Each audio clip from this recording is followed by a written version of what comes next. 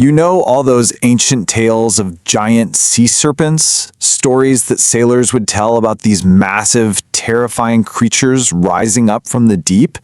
Have you ever wondered if there was any truth to them? Well, today we're going to dive deep and meet the real-life animal that just might be the source of all those legends. So get this. In Japan, this creature has this incredible name, Rigu no Tsukai. That translates to messenger from the Dragon Palace. I mean, the Dragon Palace was this mythical kingdom at the bottom of the sea. So seeing one of these fish was like getting a message, and usually a warning, from a world totally beyond our own.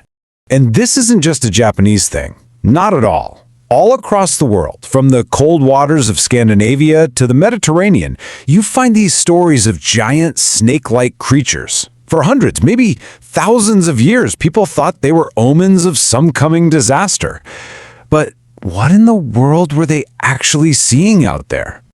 Let's just ask the question straight up. What if, behind all the folklore, all the fear, there was a real, living, breathing animal, something so big and so strange-looking that you could absolutely mistake it for a monster? We'll say hello to the giant oarfish. Its scientific name is Regolachus glesnae, and it is, without a doubt, the longest bony fish in the entire ocean. This is the creature behind the curtain, the biological truth that started all those myths. So, when I say long, how long are we really talking about? Go on, take a guess. Think about the length of a school bus, or maybe a big boat.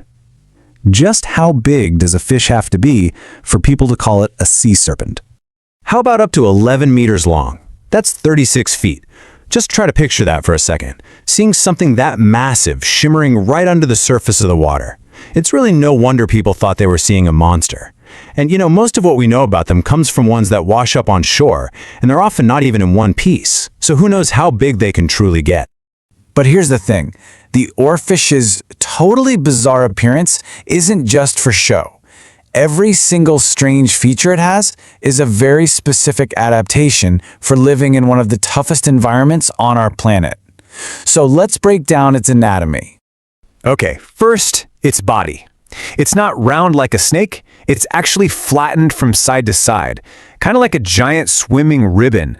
And it doesn't have any scales. Instead, its skin is covered in this stuff called guanine, which gives it this ghostly metallic shine. I mean, you can totally see where the giant silver serpent stories came from, right? And then you have the crest. So many of the old legends talk about a monster with a red mane. Well, here it is. The oarfish has this absolutely spectacular crimson-red fin that runs the entire length of its body. It's made of over 400 little rays, making it the longest continuous fin of any fish on Earth. Just incredible. So why do we call it an oarfish? Well, it's because of these two super long, skinny fins right below its head that look like, well, oars. Scientists don't think they're for swimming, though. They probably use them more like feelers, to sense what's around them and to keep themselves stable while they're just kind of hanging out vertically in the water. And where does this amazing creature live? Down in what they call the twilight zone, anywhere from 200 to 1,000 meters deep. It's a world with crushing pressure and almost no light, and that's exactly why seeing a live one is so incredibly rare. They're true creatures of the deep, and that, of course, just adds to the mystery. All right, so we've got this incredible animal, perfectly built for the deep sea. But what about its reputation as an omen? Let's put the two biggest myths to the test and see what science actually has to say. Let's start with the big one. Can oarfish predict earthquakes? This idea really blew up after the huge 2011 earthquake in Japan, when people claimed that a bunch of oarfish washing ashore was a warning sign. But when scientists looked at the actual data, what did they find? A major study in 2019 found absolutely no statistical link. None. It's a really compelling story, for sure, but it looks like it's just a coincidence. Okay, so what about the sea serpent myth? The legends paint a picture of these enormous, aggressive monsters that attacked ships. But the reality? Well, the oarfish is a pretty passive, slow-moving animal. It has a tiny, toothless mouth that it just uses to slurp up little things like krill. it is completely harmless. So no, it's not the monster of legend, but its mind-blowing appearance is almost certainly what got those stories started. So we've separated the myth from the reality. The oarfish doesn't predict earthquakes, and it's definitely not a monster. But does that make it any less amazing? No way. If anything, the truth about this animal is even more fascinating than the fiction. In the end, the oarfish isn't a messenger of doom. It's a messenger of a different kind. It's a living, shimmering reminder that we share a planet whose deepest corners are still a complete mystery to us, and that they're filled with creatures more wondrous than any myth we could ever dream up. It just makes you wonder, what else is down there? All right, let's get into it. Today, we are not just talking about any old search engine optimization. We're talking about a very specific, and let's be honest, a very weird kind of SEO. We're talking about the strategy for a sea serpent. So, here's the big question. Meet the oarfish. I mean, look at this thing. It's long, it's mysterious, and it's the source of countless myths. When a picture of one of these things washes up online, it goes viral instantly. But how do you create content about it that actually ranks and gets seen by people? And that right there brings us to our first major hurdle, what I like to call the viral fish problem. See, with a topic this popular, the internet is just flooded with articles, videos, and wild theories. The competition is insane. So how on earth does any single piece of content break through all that noise? Well, the answer is pretty simple, but it's definitely not easy. Getting to the top of the search results isn't about getting lucky with a viral hit. It's about having a clear, deliberate, and repeatable plan.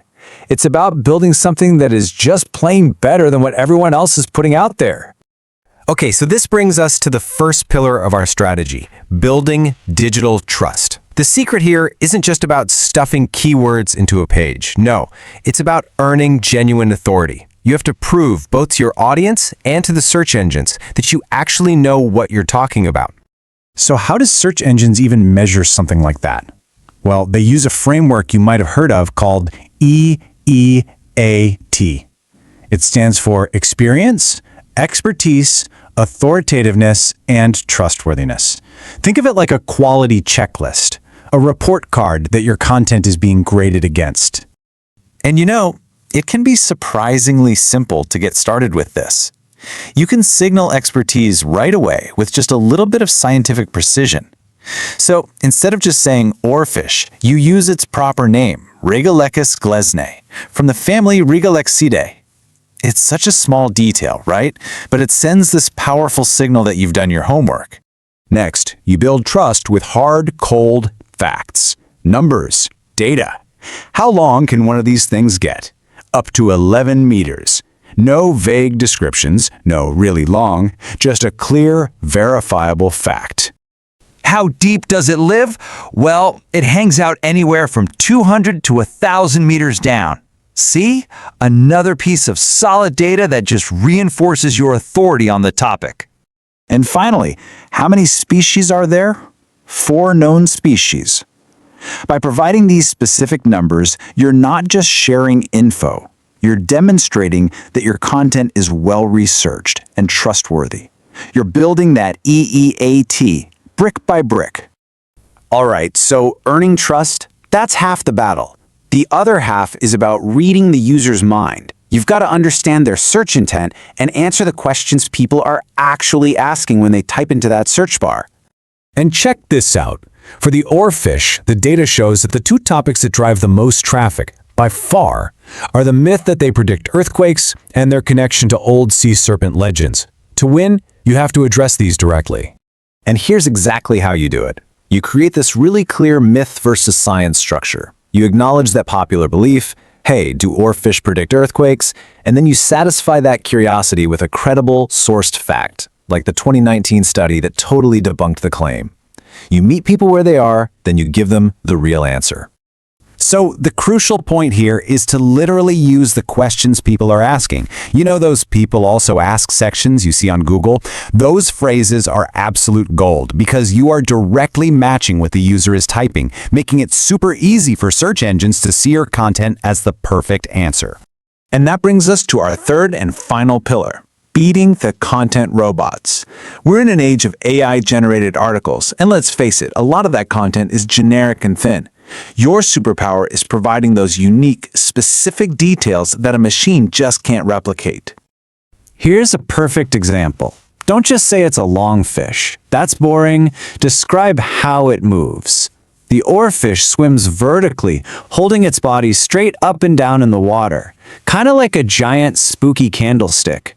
Now that's a memorable detail. And how does it even do that? It uses this incredible rippling motion in its dorsal fin, which has over 400 individual fin rays. I mean, that is a level of specific detail that just screams expertise and separates your content from all the generic fluff out there. One last amazing fact, it can perform something called autotomy. Just like a lizard, it can instantly shed the end of its own tail to escape from a predator. This is the kind of surprising, whoa, no way detail that makes your content valuable and signals to Google that this is the real deal. So, let's put all of this together. We've covered building authority, decoding what users want, and adding unique value. Now let's combine them into a single, powerful blueprint you can actually use. Here it is, the Oarfish strategy in 3 simple steps. First, you build authority with scientific precision and hard data. Second, you decode what users are really looking for by targeting the myths and questions they're actually searching. And third, you add unique value with those surprising details that an AI can't just scrape and repeat. And this really brings us to the ultimate takeaway. Good SEO was never really about tricking algorithms. It's always been about a very simple goal: creating the absolute best, most helpful, and most interesting answer for a human being on the other side of the screen. So I'll leave you with this question. Every industry, every hobby, every passion, it has its own oarfish. That weird, misunderstood, but super fascinating topic that everyone is curious about. What's yours?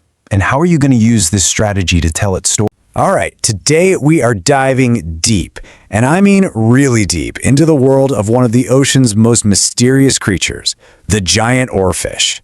For centuries, this thing has been mistaken for a sea serpent, a literal monster of the deep. But what's the real story? Is it myth, or is it a scientific marvel? Let's find out. But just think about it for a second. For hundreds of years, sailors have come back to shore with these wild tales of huge, snake-like monsters rising from the waves. What if they weren't just seeing things? What if they were describing something that was actually truly real? So first up, let's get into the folklore. We're going to see how this one incredible fish could really be the creature behind all those ancient, terrifying stories. You know, over in Japan, they have this absolutely beautiful name for the oarfish, Ryugu no Tsukai. It literally translates to messenger from the sea god's palace. In their folklore, seeing one wasn't just seeing a fish, it was seen as a message, an omen from the gods of the ocean. Pretty powerful stuff. Okay, so let's pull back that curtain of myth for a moment and meet the animal itself. The actual scientifically recognized creature that's been sparking all this awe and speculation for centuries. So its scientific name is Regalecus glesnae, and it holds a pretty mind-blowing world record. Now, we're not talking about a shark or a whale. This is the single longest bony fish known to science. And when I say long, I mean it is unbelievably long. Just try to picture this. 11 meters. That's over 36 feet long. That is longer than a school bus. Now imagine seeing something that massive, all silvery and ribbon-like, just gliding past you in the water. Yeah, you can totally see how the whole sea serpent legend got started, right? And this is where it gets even more interesting. So 11 meters, or 36 feet, that's the longest one we've ever scientifically confirmed. But there are unverified reports, sailors' tales if you will, that claim they can get up to 17 meters. That's almost 56 feet. It just adds this whole other layer of mystery to the creature. And don't think this is some creature hiding out in one remote corner of the world. Nope. The giant oarfish is a true global citizen. It's found in all temperate and tropical oceans. The main reason we know this is because of where they sometimes, tragically, wash ashore. Everywhere from Japan and California to the coasts of New Zealand and the Mediterranean. Okay, this brings us to the biggest, most popular myth about the oarfish. For years, people have sworn that seeing one of these deep-sea fish is a warning sign, an omen that a massive earthquake is on its way. So let's separate the fact from the fiction here. I mean, it's the key question, isn't it? If they live way down in the dark, crushing pressure of the deep ocean, what on earth would bring them up to us? Could it actually be something to do with seismic activity, like the legends say? Or is there a simpler, more scientific explanation? Well, it turns out the truth is actually kind of sad. Seeing an oarfish at the surface isn't a warning for us, it's a sign of distress for the fish itself. Scientists are pretty sure they only come to the surface when they're sick, injured, or, sadly, when they're dying. Or they've just gotten caught in a current that's too strong for them to fight. All right, so it's not an omen. But, I mean, just look at the size of it. It's a totally fair question to ask, is this thing dangerous? If you were scuba diving and a 36-foot oarfish swam by, should you, panic? So the perception is this huge, dangerous predator, right? The reality could not be more different. Giant oarfish have no teeth. They show zero aggression towards humans, and they have no venom. They are, in every sense of the word, gentle giants. But here's the thing. Once you strip away all the myths about sea serpents and earthquake warnings, you find out that the scientific truth about the oarfish is, in some ways, even stranger and more wonderful. Just take how it moves. It uses something called a mediaform locomotion. Get this. Instead of swimming horizontally like, a normal fish, it often just hangs there in the water column, totally vertically like a giant silver candlestick. And it moves by sending these tiny hypnotic ripples down its bright red dorsal fin. It's a completely bizarre and mesmerizing way to get around. All right, I know what some of you are thinking, and it's a practical question.